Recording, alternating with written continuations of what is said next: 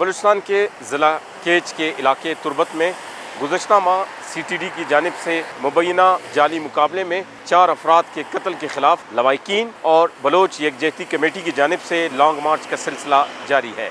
کوئٹہ میں 5 روز تک دھرنا دینے کے بعد لانگ مارچ کے شرکاء آج صبح اسلام آباد کے لیے روانہ ہو گئے۔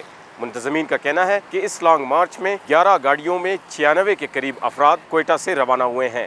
کوئٹہ سے اسلام آباد روانہ ہونے کے بعد لانگ مارچ کا پہلا پڑاؤ ضلع کولو کا علاقہ ہے، جہاں منتظمین لاپتہ افراد کی فہرستیں مرتب کریں گے اور اگلے روز صبح دوبارہ اسلام آباد کی جانب رواں دواں ہوں گے۔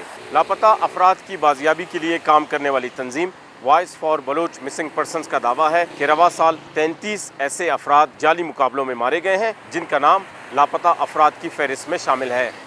بلوچستان حکومت کا موقف ہے کہ تربت واقعے میں مبینہ طور پر ملوث CTD کے اہلکاروں کے خلاف مقدمہ درج کر لیا گیا ہے، جبکہ بلوچستان ہائی کورٹ نے بھی ان 4 اہلکاروں کو معطل کرنے کا حکم دیا ہے۔ حکومت کا کہنا ہے کہ لانگ مارچ کے شرکاء کے تمام مطالبات مان لیے گئے ہیں، اس کے باوجود اسلام آباد کی جانب لانگ مارچ کرنا سمجھ سے بالاتر ہے۔